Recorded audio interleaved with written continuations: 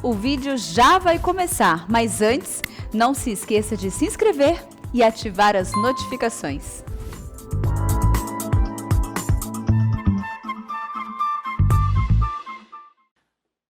Alô você, bom dia. Nós estamos aqui no auditório central da Igreja Presbiteriana de Pinheiros, onde nós iremos iniciar a nossa aula. Nós somos responsáveis, eu e o pastor Hernandes, por essa turma, classe de adultos 1. E eu estou fazendo a exposição bíblica do Evangelho segundo Marcos.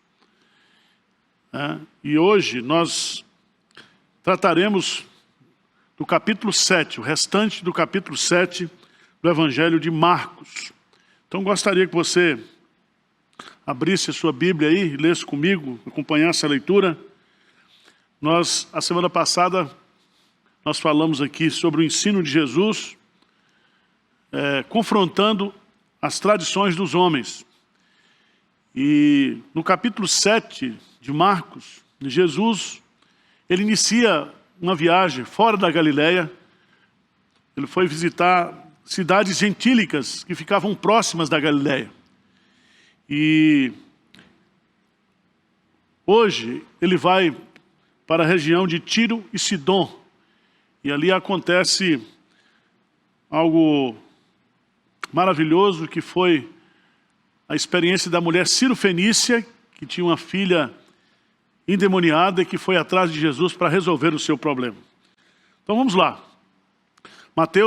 Marcos capítulo 7, a partir do versículo 24, diz assim: levantando-se, partiu dali para as terras de Tiro e Sidom. Tendo entrado numa casa, queria que ninguém o soubesse. No entanto, não pôde ocultar-se. Porque uma mulher, cuja filhinha estava possessa de espírito imundo, tendo ouvido a respeito dele, veio e prostrou-se-lhe aos pés. Esta mulher era grega, de origem ciro-fenícia, e rogava-lhe que expelisse da sua filha o demônio. Mas Jesus lhe disse: deixa primeiro que se fartem os filhos, porque não é bom tomar o pão dos filhos e lançá-lo aos cachorrinhos. Ela, porém, lhe respondeu: sim, Senhor, mas os cachorrinhos, debaixo da mesa, comem das migalhas das crianças. Então lhe disse: por causa desta palavra, podes ir. O demônio já saiu de tua filha. Voltando ela para casa, achou a menina sobre a cama, pois o demônio a deixara. De novo, se retirou das terras de Tiro e foi por Sidom até o mar da Galileia, através do território de Decápolis. Então lhe trouxeram um surdo e mudo e gago, e lhe suplicaram que impusesse as mãos sobre ele. Jesus, tirando da multidão à parte, pôs-lhe os dedos nos ouvidos e lhe tocou a língua com saliva. Depois, erguendo os olhos ao céu, suspirou e disse: Éfatá, que quer dizer, abre-te. Abriram-se os ouvidos e logo se lhe soltou o empecilho da língua e falava desembaraçadamente. Mas lhes ordenou que a ninguém o dissesse. Contudo, quanto mais recomendava, tanto mais eles os divulgavam. Maravilharam-se sobremaneira, dizendo: tudo ele tem feito esplendidamente bem. Não somente faz ouvir os surdos, como também falar os mudos. Eu quero destacar, nesses dois milagres que nós vamos estudar aqui hoje, é que Jesus, ele é a esperança para aqueles que estão sem esperança, para aqueles que estão desesperados. E aqui nós temos dois milagres que Jesus fez na terra dos gentios. Não foi especificamente na região da Galileia, da Judéia, de Samaria, mas nesse turnê que ele estava fazendo, fugindo do confronto dos escribas, porque ele estava se preparando para ir para Jerusalém, para executar a obra da redenção. A esse texto vai nos ensinar que Jesus Cristo ele estava viajando com seus discípulos para Tiro. Chegando ali, ele entra numa casa e ele não queria que as pessoas percebessem que eles estavam ali. Mas diz o texto que uma mulher o procurou. E ali conta a história da mulher, ou a mulher conta a sua história, o seu problema, e isso está bem especificamente registrado no texto paralelo de Mateus capítulo 15. E é lá em Mateus capítulo 15 que Jesus faz uma das maiores declarações de fé do seu ministério. Jesus vai dizer para essa mulher Ciro-fenícia, ele diz assim: ó mulher, grande é a tua fé, grande é a tua fé. E eu queria, à luz dessa expressão de Jesus, estabelecer quais são as características de uma grande fé. A primeira característica que eu vejo aqui no texto é que a grande fé, ela brota, ela nasce de uma grande necessidade. Aquela mulher tinha uma filhinha, provavelmente um adolescente, em torno de 12 a 16 anos, e essa menina estava possessa por demônios. Possessa por demônios.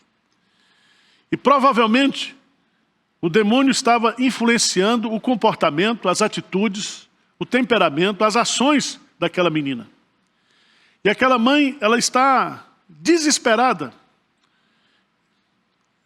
Não havia solução por parte da igreja da época, dos religiosos da época, os sacerdotes, os escribas.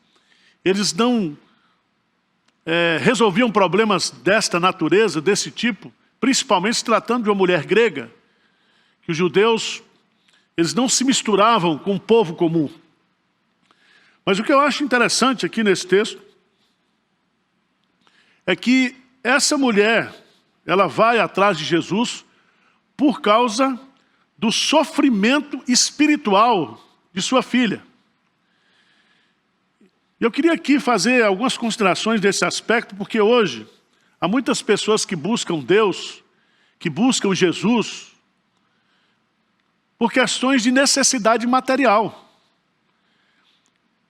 Há muitos problemas espirituais dentro dos lares, dentro das famílias, problemas inclusive de ação demoníaca, de opressão demoníaca, de possessão demoníaca, mas as pessoas, elas não veem muitas vezes o grande perigo, a grande ameaça que são esses problemas para a vida da família, nos casamentos, nos relacionamentos.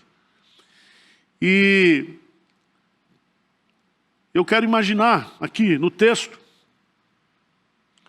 que a presença de Satanás dentro de uma pessoa, de um filho, habitando em 4 paredes, eu posso imaginar qual era o tamanho do sofrimento daquela família.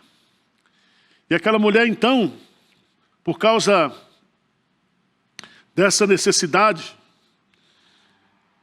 ela foi até Jesus, porque ela cria que Jesus poderia resolver o seu problema. Então eu quero fazer um desafio para você, você que está nos assistindo, acompanhando as nossas aulas. Talvez o grande problema que você tem dentro da sua casa, com seu filho, no seu casamento, não é um problema material, mas é um problema espiritual. O diabo pode estar cirandando dentro da sua casa, pode estar atrapalhando o seu relacionamento, atrapalhando o seu casamento, oprimindo seus filhos, oprimindo as pessoas que você mais ama. E a Bíblia fala que o diabo, que o ladrão, ele vem somente para matar, roubar e destruir. E há muita coisa acontecendo nos lares brasileiros hoje, na família brasileira, dentro das casas, com as novas gerações, que nitidamente, opressão demoníaca, ação demoníaca. E o diabo, ele é impiedoso porque ele entra justamente para, aparentemente, beneficiar a pessoa, mas no fundo é destruição, é tristeza, é choro, é morte, é dor. Então, gente, A fé dessa mulher, que é elogiada por Jesus, é uma fé grande, porque brota dessa necessidade espiritual que existia dentro da casa dela. Muitas vezes, nós queremos exercitar a nossa fé, nós corremos atrás de Jesus por questões materiais, por coisas materiais. Então, a fé verdadeira trata primeiro das questões espirituais. Segunda lição que esse texto nos ensina: ó mulher, grande é a tua fé, é que uma fé grande, ela é acompanhada de grande humildade. Uma grande necessidade e uma grande humildade. A narrativa de Mateus diz que essa mulher, ela acompanhava a caravana de Jesus e ela vinha gritando, clamando por Jesus, pedindo a Jesus. Os discípulos chegam até Jesus e até faz um pedido para ele, para que ele resolvesse o problema daquela mulher. Mas Jesus fica indiferente ao pedido dos discípulos. Mas de repente, aquela mulher, ela se joga aos pés de Jesus, ela adora Jesus, ela clama a Jesus. E Jesus então diz para ela, né, deixa primeiro que se fartem os filhos, porque não é bom tomar o pão dos filhos e lançá-lo aos cachorrinhos. Jesus aqui, no contexto, talvez estivesse dizendo que os seus benefícios como Messias seria, num primeiro momento, para abençoar os filhos de Israel, a nação de Israel. E, de uma certa forma, Jesus aqui, ele revela uma verdade, mas ele lança essa colocação diante daquela mulher para que ela revelasse de fato não somente a grandeza da sua fé, mas a grandeza da sua humildade. E ela diz assim para Jesus: sim, Senhor, mas os cachorrinhos debaixo da mesa comem as migalhas das crianças. Você pode imaginar uma cena bem comum, né? Dentro de um lar, as crianças, elas comem e elas derramam comida. E geralmente essas migalhas que as crianças comem, elas ficam debaixo da mesa. E os cachorrinhos que estão soltos ali dentro de casa vão lá comer essas migalhas. E é tão interessante que essa mulher então, ela aceita e ela entende e ela se coloca humildemente diante de Jesus e ela revela para Jesus que uma migalha da sua graça, uma migalha da sua misericórdia seria suficiente para resolver o problema da sua filha. Ela aceita ser humilhada.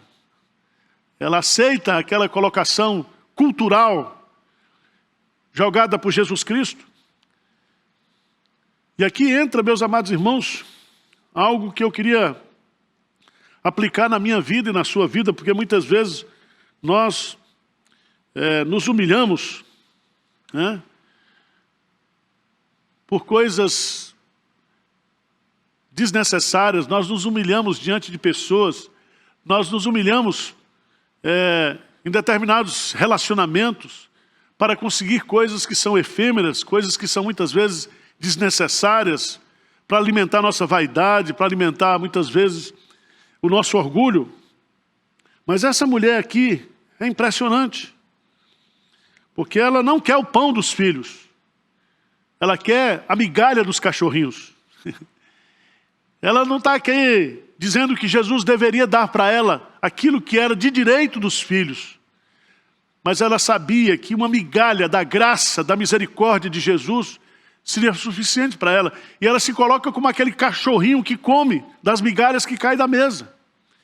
Ela se humilha, ela se prostra, ela aceita aquela avaliação que Jesus Cristo faz da sua própria pessoa.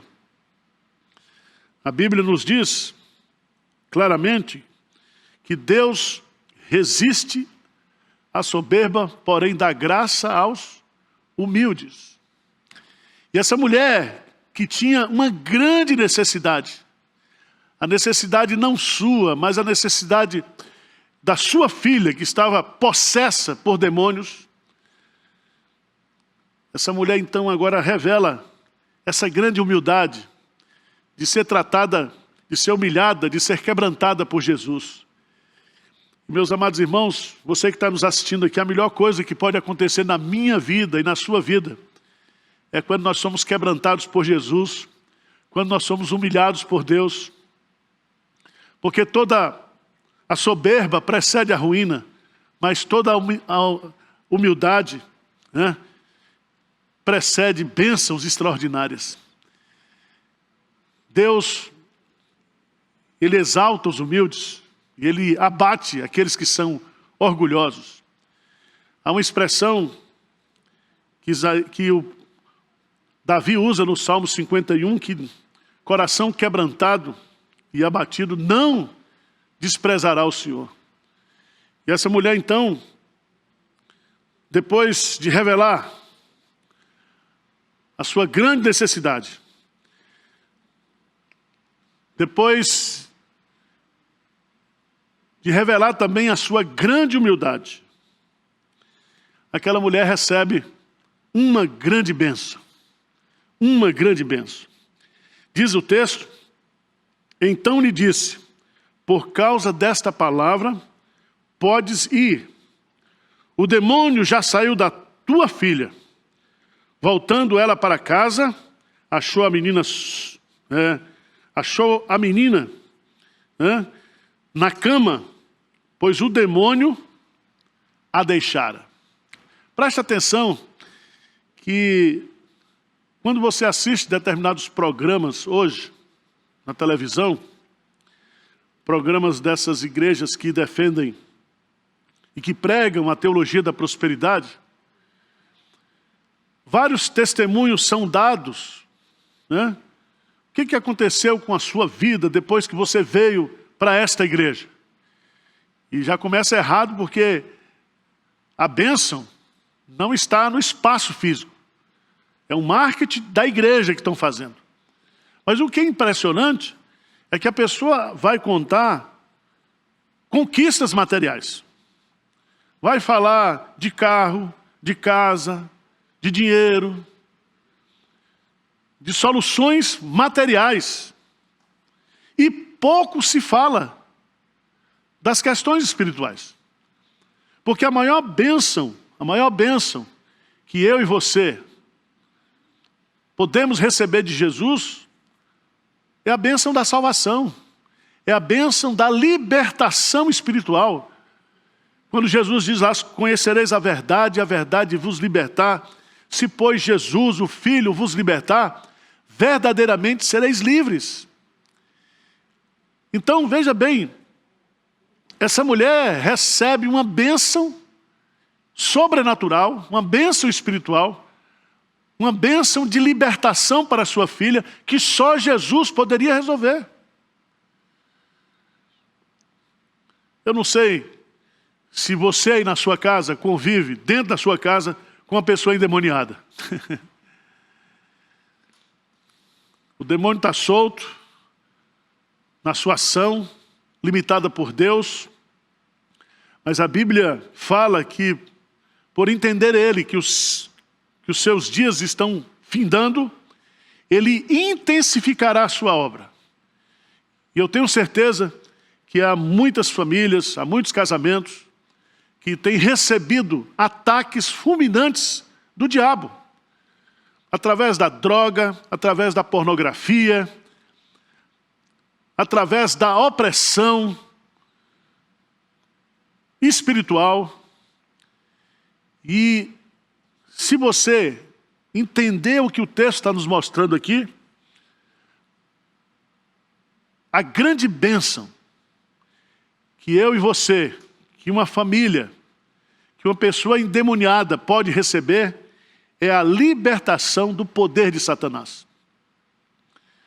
E geralmente, quando uma pessoa recebe essa libertação, se converte ou é convertida pelo Espírito Santo, passa a habitar nela o Espírito de Deus.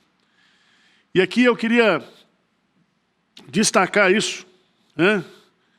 Porque a fé dessa mulher, que é chamada por Jesus de grande fé, ela brota de uma grande necessidade, a necessidade espiritual. Ela vem acompanhada de uma grande humildade. E ela recebe a maior bênção, a grande bênção que uma pessoa pode receber, que é a sua salvação pessoal, a libertação dos seus pecados, a libertação do poder de Satanás. Colossenses capítulo 1 diz que a conversão é um resgate. E Deus, Ele nos resgata através de Cristo Jesus do império das trevas e nos transporta para o reino do Filho do seu amor. Então, você pode ter tudo. Jesus disse que a vida de um homem não consiste na quantidade de bens que ele possui. Você pode ter tudo. Mas se você não tem Jesus, se você não tem a salvação, se você não tem a vida eterna, você é uma pessoa pobre, infeliz. Eu quero destacar aqui, em quarto lugar, que a grande fé daquela mulher, ela é grande porque ela se fundamenta na palavra de Deus. Diz o texto, no versículo 29, Jesus diz assim: então lhe disse, por causa desta palavra, podes ir. E Jesus diz para ela assim: o demônio já saiu de tua filha. E ela não questiona. Simplesmente ela volta para casa e acha a menina sobre a cama, pois o demônio o quê? A deixara. Então preste atenção, que a verdadeira fé, a grande fé, se fundamenta na palavra de Deus. Quando eu creio naquilo que Jesus diz, quando eu creio naquilo que a palavra de Deus diz. Fé não é fé na fé. Não é fé pela fé. Fé significa confiar naquilo que Jesus Cristo disse. Pedro, certa vez, havendo pescado toda a noite, ele e toda a sua equipe de pescadores, com vários barcos, eles não pescaram absolutamente nada. No outro dia, Jesus pede o barco emprestado, faz do barco de Pedro um púlpito, ensina as multidões, mas de repente Jesus chama Pedro e diz: Pedro, vamos até o alto mar, mar da Galileia. E chegando ali, ele ordena a Pedro: lança as redes. E Pedro então diz: mas Senhor, nós trabalhamos a noite inteira e não pescamos absolutamente nada. Mas Pedro diz uma coisa muito importante. Pedro diz assim: mas sobre a tua palavra lançarei as redes. E quando ele, em obediência à palavra de Deus, ele lança as redes, o milagre acontece. Então, meu amigo, meu irmão, se você quer um milagre dentro da sua casa, milagre de cura, milagre de libertação, milagre de salvação, você precisa crer na palavra de Deus. Quando eu creio naquilo que Jesus diz, o milagre acontece. Por isso, quando aconteceu o milagre lá em Caná da Galileia, quando Jesus transforma a água em vinho, Jesus, ele realiza esse milagre por iniciativa da sua mãe que estava presente. E a mãe disse para os copeiros que estavam lá: fazei tudo o que ele vos disser. E porque eles fizeram aquilo que Jesus disse, o milagre aconteceu.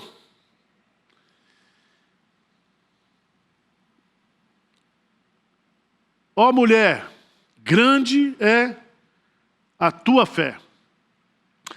Uma grande fé nasce de uma grande necessidade.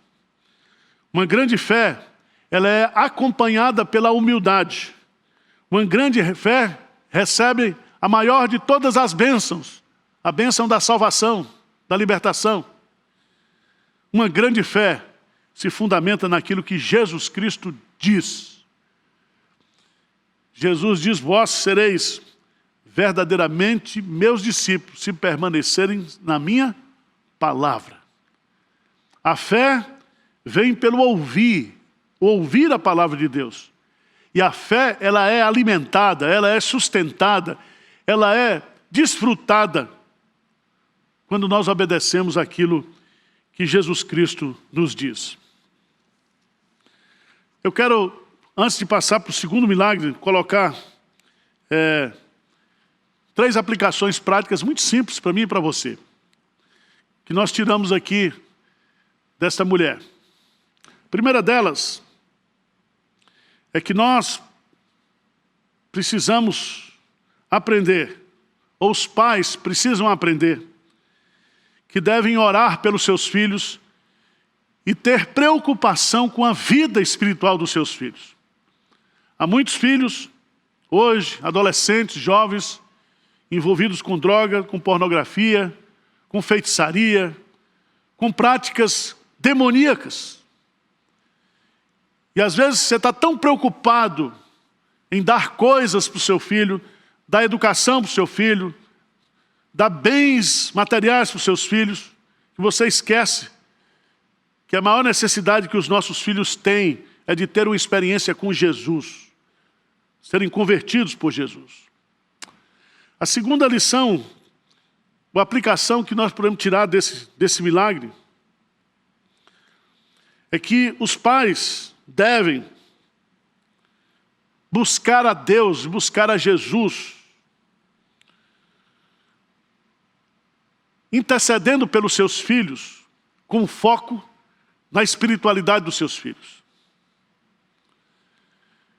Há muitos pais crentes hoje, que estão relaxados nessa área e que, infelizmente, não trazem nem os seus filhos para a igreja, não envolvem os seus filhos nas atividades que a igreja oferece, tanto para o departamento infantil, para os adolescentes e para os jovens.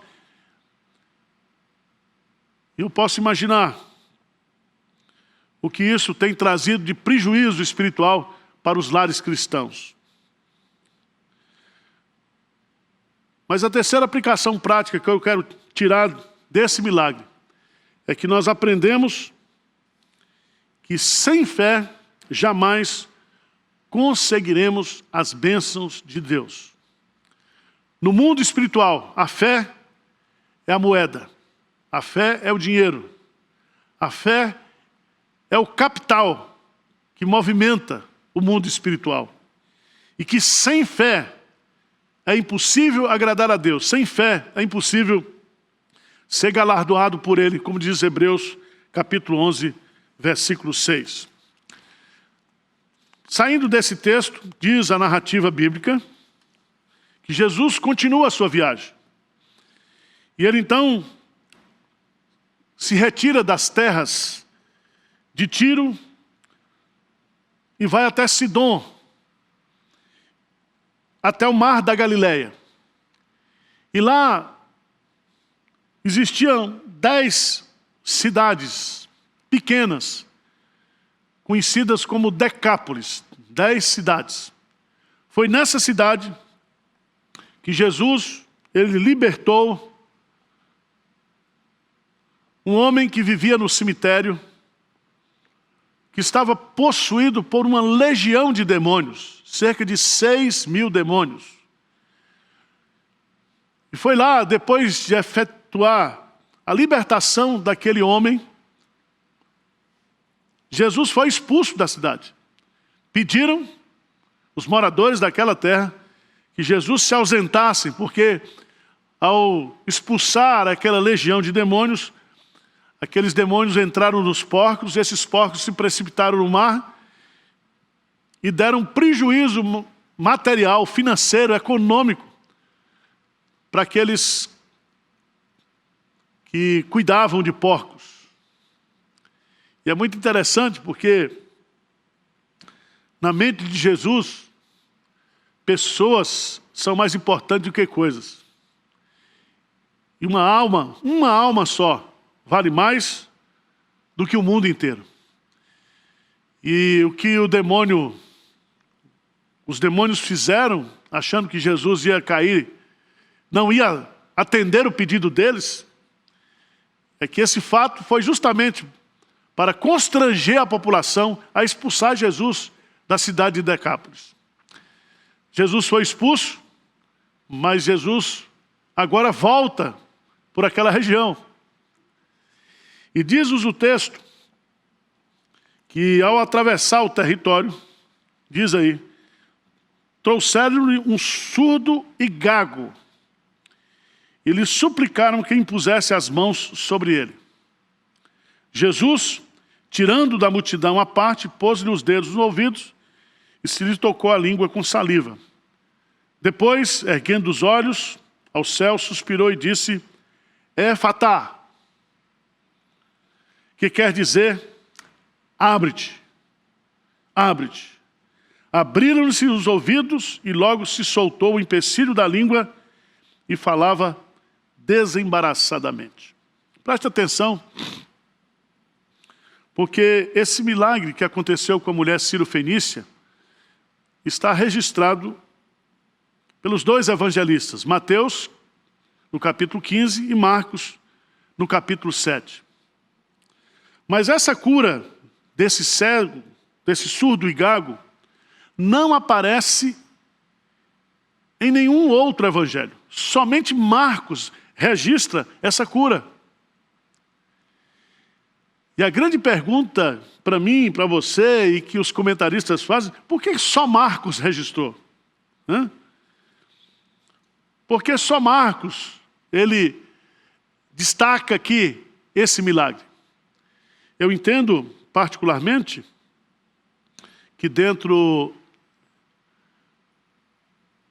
do projeto messiânico, quando Jesus ele faz essa viagem, saindo da região da Palestina, ele está demonstrando, através desses dois milagres que Marcos registra, que o seu ministério não é apenas para os judeus, mas também para os gentios.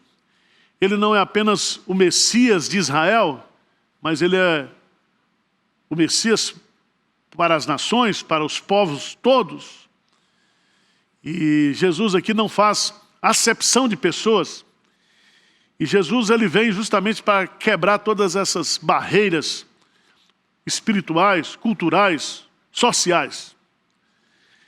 Olhando para esse texto, nós temos alguns destaques que eu queria deixar aqui. Primeiro, nós temos um homem com problema. E diz o texto que não foi Jesus que foi atrás desse surdo e gago. Esse surdo e gago foi trazido pelas pessoas até a presença de Jesus. O que significa ser surdo e gago nesse contexto? Significa que a surdez e a gagueira, porque aqui a gagueira, no nosso contexto,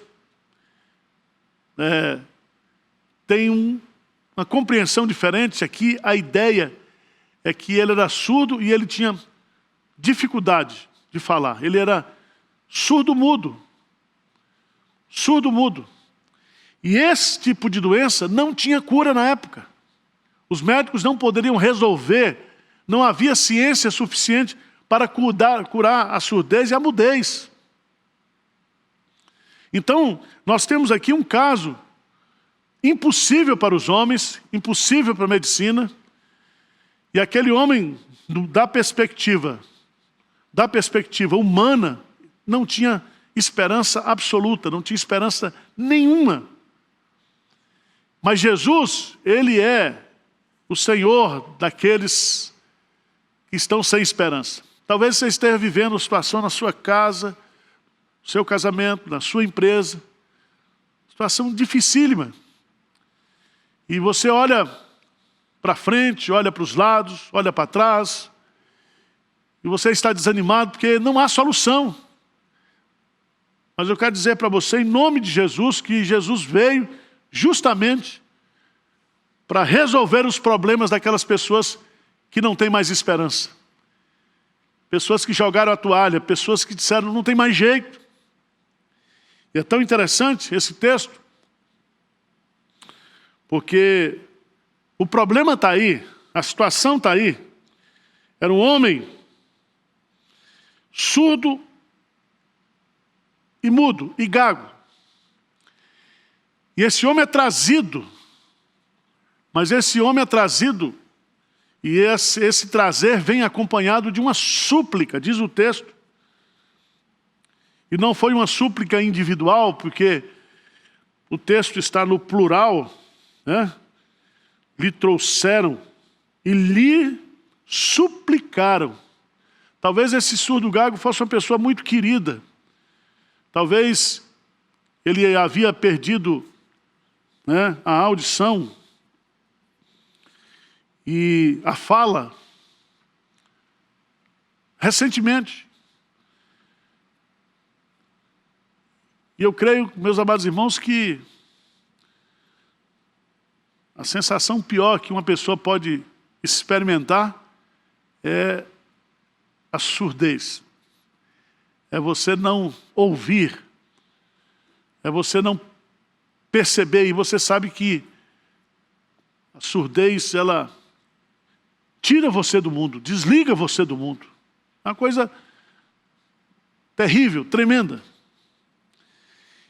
E eles vêm e pedem e suplicam que Jesus impusesse as mãos sobre ele.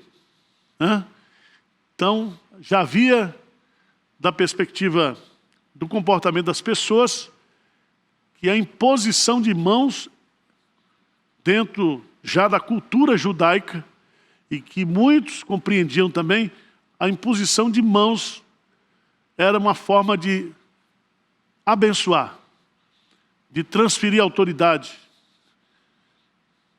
de impor sobre aquela pessoa que se põe a mão a bênção de Deus. Eu quero destacar que o problema existe e o problema está aí. Versos 31 a 32. Mas no versículo 33 vem a cura de Jesus. E há aqui alguns detalhes muito importantes nessa cura. Primeiro, foi uma cura particular. Diz o texto sagrado que Jesus, então, tirando-o da multidão, Jesus o levou para um local particular, secreto. Ele e a pessoa que estava enferma. Presta atenção que Jesus Cristo, Ele nos ensina que Ele faz grandes curas e grandes milagres em particular. Ele diz lá no Sermão do Monte,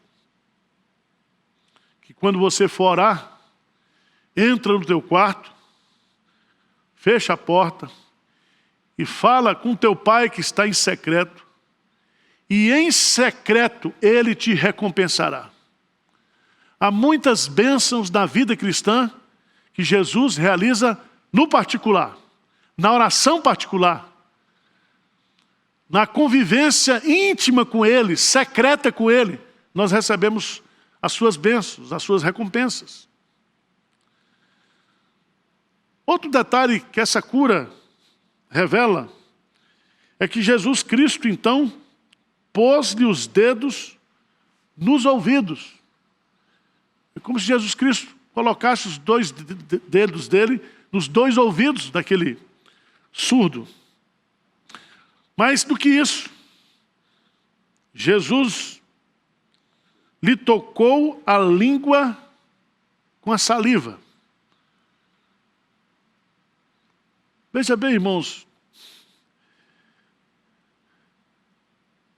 talvez esse toque físico de Jesus simboliza justamente o local onde ele estava curando. Porque há locais no nosso corpo que poderia ser curado por Jesus, que não poderia ser tocado. Mas Jesus aqui, ao tocar esse homem no ouvido e na língua, Jesus está identificando onde o milagre seria acontecido. Mas não somente isso. A sua compaixão. Jesus não impôs as mãos como pediu a multidão. Jesus fez esses 2 toques físicos.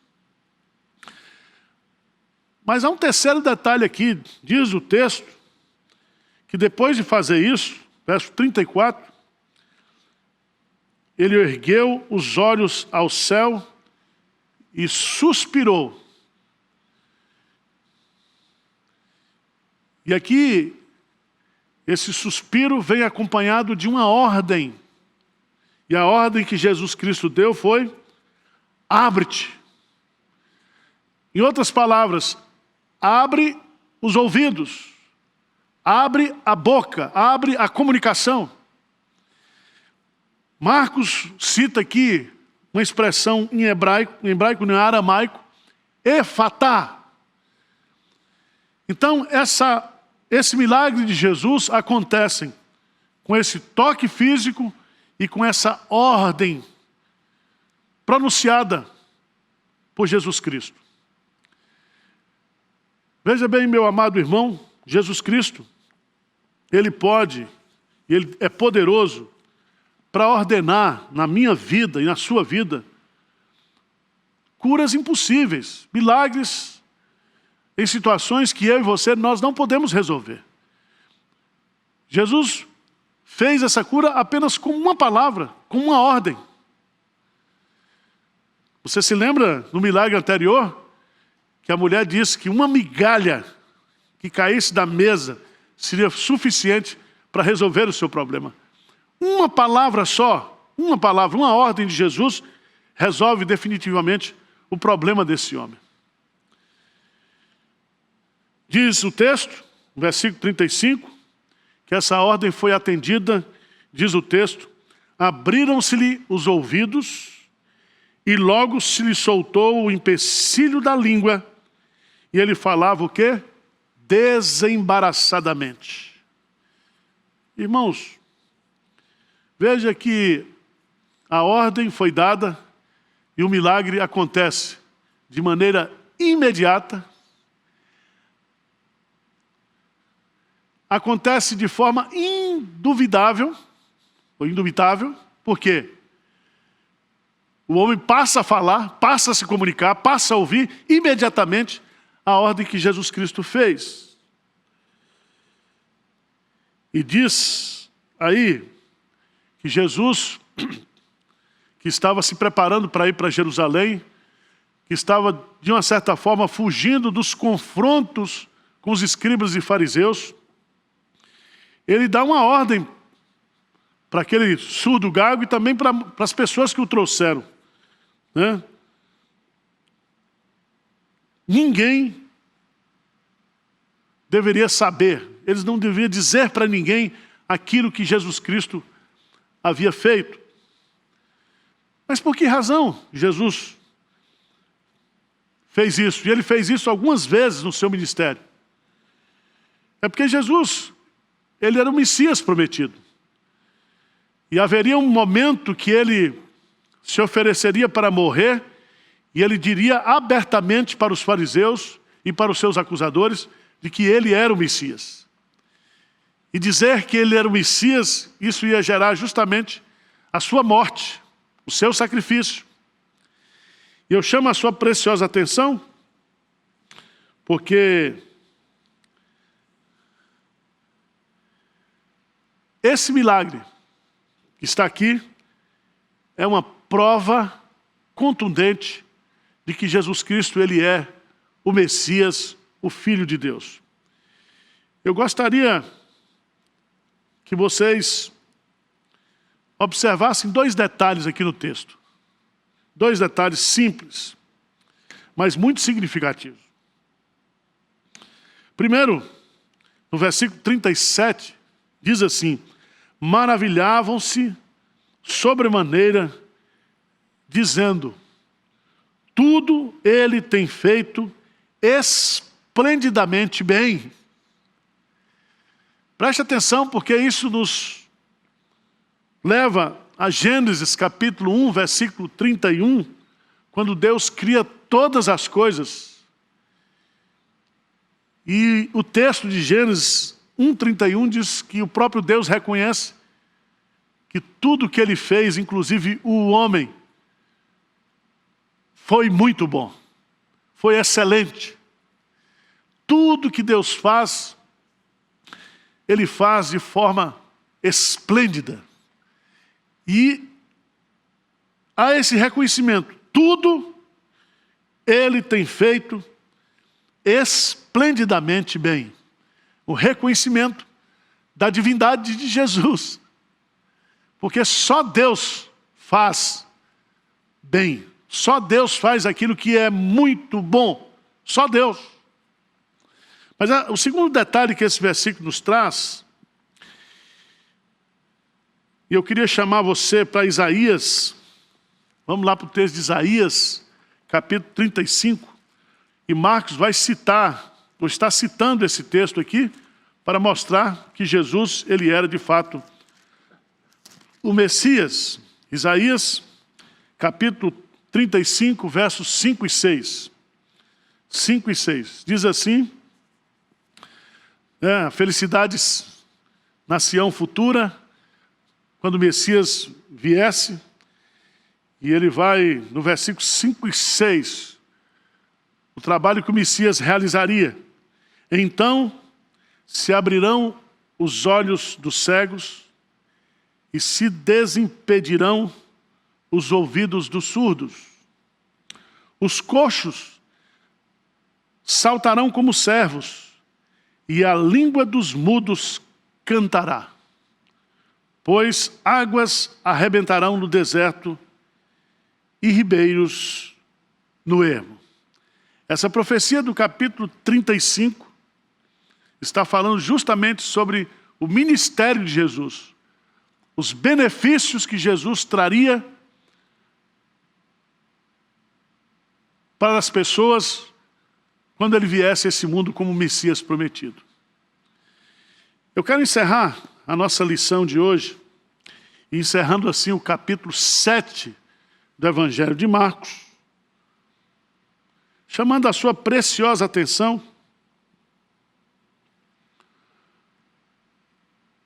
talvez você esteja vivendo uma situação muito complicada, muito difícil. E Jesus, ele é a esperança para aqueles que estão desesperados.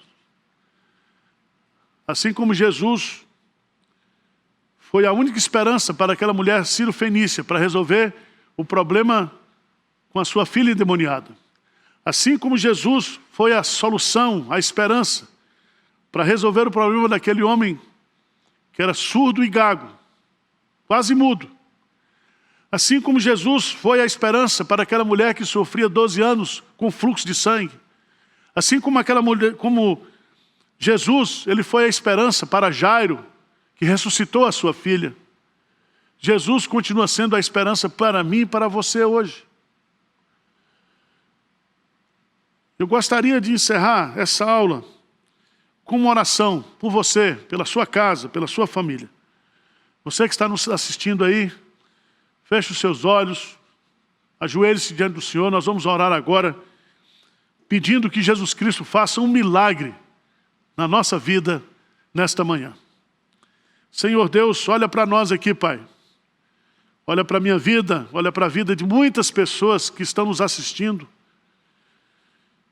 e que estão desesperadas e que só veem em Ti, ó Deus, a solução, a cura, o milagre, a libertação. Pai, a Tua palavra nos diz que todo aquele que estiver cansado, oprimido, e ir até o Senhor, e crer no Senhor, e crer na Sua palavra, seremos aliviados, seremos libertos, seremos curados, Pai.